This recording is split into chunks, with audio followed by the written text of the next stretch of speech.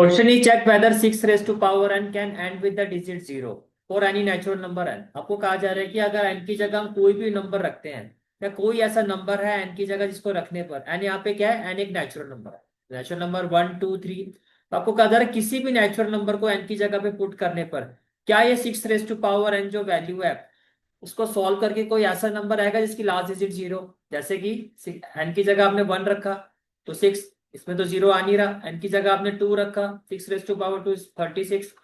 n की जगह 3 रखोगे 216। तो यही आपको कहा जा रहा है, क्या कोई ऐसी नेचुरल नंबर वैल्यू जिसको हम यहाँ पर n की जगह रखें और वो 6 raised to power n solve करने पर जो भी आंसर आए उसकी लास्ट डिजिट 0।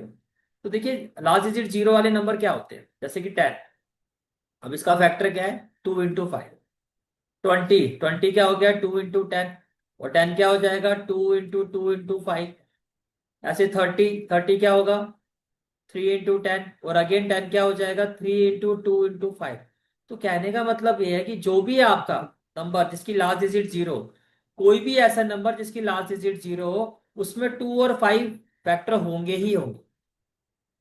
अगर गिवन नंबर में 2 और 5 दोनों उसके फैक्टर हैं तो फिर उसकी जो पावर है एन, जैसे 6 raised to power n, जैसे कि मैं कहता हूं 10 raised to power 1, 10 raised to power 2, 10 raised to power 3, इन सभी को आप सॉल्व करोगे तो लास्ट डिजिट आपको 0 ही मिलेगा। क्यों मिलेगा, क्योंकि जो 10 है, जो 10 ये बेस नंबर जो है ये आपका, इसका फैक्टर 2 और 5। तो मेन बात ये है कि अगर 6 के भी अगर इसी तरह से दो फैक्टर 2 और 5 है, अगर 6 2 के टेबल में भी आता है और 5 के टेबल में भी आता है तो ये चीज पॉसिबल है, अदरवाइज पॉसिबल नहीं। लेकिन अगर हम 6 की बात करते हैं, हेयर 6 इज इक्वल टू क्या है, 2 × 3। यार 6 इज इक्वल टू क्या है, 2 × 3। That is 6 doesn't have 2 and 5 both has its factor, both has its factors।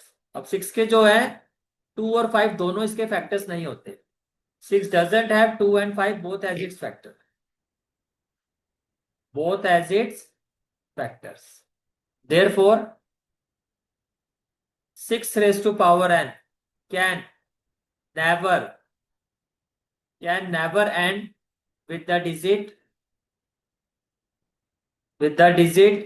0 for any natural number n, for any natural number n। इस तरह से आपने ये आंसर को रिप्रेजेंट कर। Is it clear? Hello friends, I hope आप लोगों की प्रिपरेशन बहुत अच्छे से चल रही होगी। और क्लास 10 मैथमेटिक्स कोर्स की प्रिपरेशन आप हमारे यूट्यूब चैनल की हेल्प से भी कर सकते हो। देखिए ये हमारा यूट्यूब चैनल है डेस्टिनेशन क्लासेस। जैसे आप इसके होम पेज पे जाओगे, स्क्रॉल डाउन करोगे तो आपको इस तरह से एक प्लेलिस्ट मिलेगी, class 9 to 12 maths complete course. इस पे जो क्लास 10 वाली जो प्लेलिस्ट है, जैसे आप इसको व्यू फुल प्लेलिस्ट को क्लिक करोगे तो आपको इस तरह से आपकी पूरी प्लेलिस्ट ओपन हो जाएगी और यहाँ पर आपका पूरा क्लास 10 मैथमेटिक्स का जो एनसीईआरटी कोर्स है वो पूरा ओपन हो जाएगा। एक एक क्वेश्चन, एक एक एग्जांपल चैप्टर वाइज मैंने सारा करवा रखा।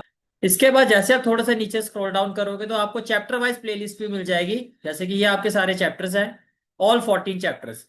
जो चैप्टर आपको प्रिपेयर करना वो चैप्टर की प्लेलिस्ट को क्लिक करके उसकी तैयारी कर सकते हो।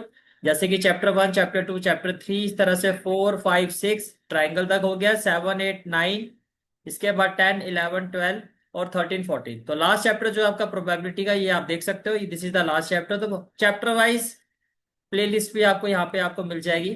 फिर थोड़ा सा अगर आप नीचे जाओगे, बात करते हैं अब एक्स्ट्रा क्वेश्चंस की, तो chapter class 10 maths NCERT examiner और सैंपल पेपर सीरीज ये सारी यहाँ पर आपको अवेलेबल है। सारे के सारे आपको standard basic sample papers, R D Sharma, R S Agarwal, NCERT examiners के important question, chapter wise NCERT examiner, you will get everything.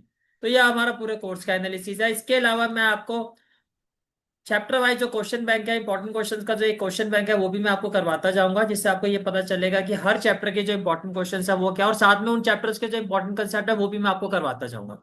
आपको बस कुछ नहीं करना, चैनल को लाइक करना है, शेयर करना, सब्सक्राइब करना है, बाकी काम आप मुझ पर छोड़ दीजिए।